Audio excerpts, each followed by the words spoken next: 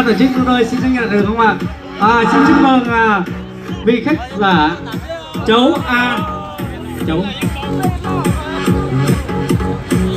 Xin mời anh đọc dùm em số điện thoại được không ạ? Xin là số điện thoại tên là cháu A Châu 06 Đắk Cờ Măng 097600 3454. Bây giờ xin mời quý vị nào kiểm tra lại dùng một lần nữa đi ạ, cho chính xác khách quan được không ạ? Xin mời anh đi ạ.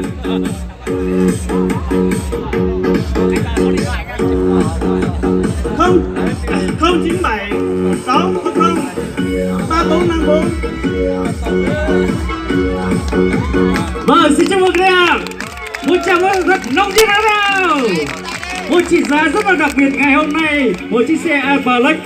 Và ngày hôm nay là đó là 42.990.000 đồng và dành tặng cho quý khách hàng may mắn ngày hôm nay, đó là anh Chầu A Chấu đến chính là từ xã Đắk Rơ Măng. Vâng, một lần nữa quý vị hãy dành tặng 1 triệu áo tay thật nồng nhiệt nào. Xin chúc mừng anh, và ngày hôm nay anh sẽ được về mổ heo để anh mừng đúng không ạ? Vâng, có một chiếc xe Black của chúng ta để về đi chơi với gia đình, người yêu, đi chơi với gia đình và con sang năm 2019. Và xin chúc sức khỏe anh, và một lần nữa xin chúc mừng anh và chúc anh sức khỏe, mạnh khỏe và làm ăn phát đạt sang năm 2019. Và một lần nữa chúng ta xin chúc mừng.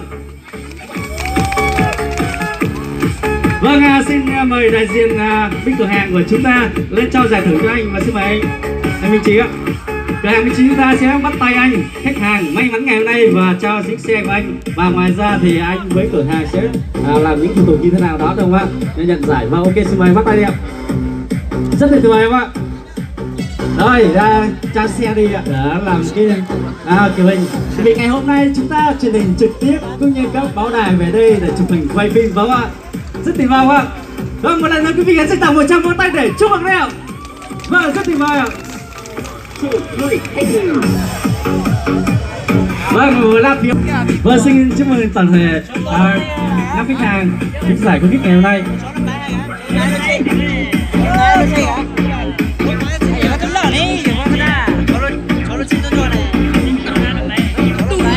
Vâng, xin cảm ơn đại diện cửa hàng Minh Trí rất nhiều, và xin cảm ơn năm khách hàng và chúc sức khỏe toàn thể. Vâng, xin chúc sức khỏe toàn thể năm khách hàng chúng ta nhé. Vâng, nào là phía chúng ta. Anh có số điện thoại đây không ạ? Anh gọi điện dùm em cái. Em đọc số. Anh đọc được. Thì bây giờ quý vị thông cảm chúng tôi phải xác nhận lại đúng không ạ? Đọc chứ. 0948 0948 018 379. Anh gọi dùm em cái.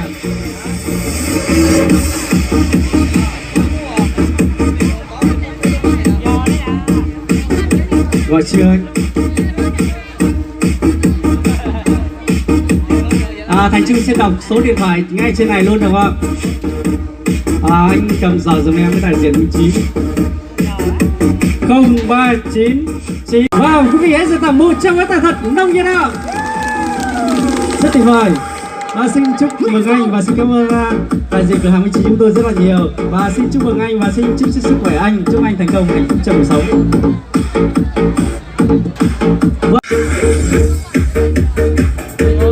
Vâng, giải này xin phép cho Thành Trung đọc được không ạ? Có một món quà mà ban tổ chức của tôi như cửa hàng Minh Trí sẽ gửi tặng cho bạn rất là nhiều, và xin cảm ơn con. Xin cảm ơn con rất là nhiều. Áo của con đây. Thôi sẽ mất tí nữa đi đòi của chú nữa.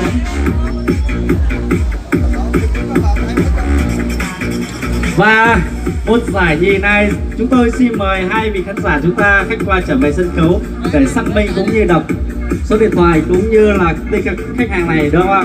Một vị khách giả nữa đi ạ. Xin mời một vị khán giả nữa. Xin mời em. Một cô bé rất là dễ thương, đội mũ bảo đỏ. Và địa chỉ đúng không ạ? Xác định ngoài sang đó.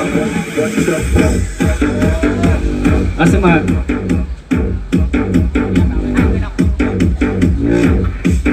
Nguyễn Thị Đào, thôn 8, Quảng Khê. Số điện thoại là 0969.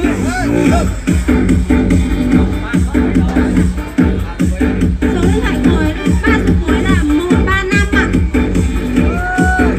Nguyễn Thị Đào. Vâng, thay mặt cho ban tổ chức tôi xin đọc lại được không ạ?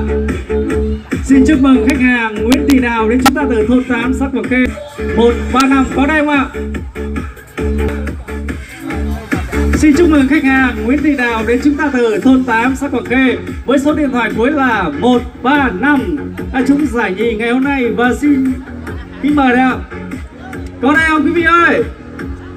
Xin mời ạ.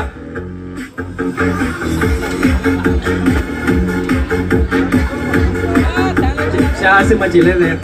Chị đọc dùm em số điện thoại nha. 1969. Xin mời.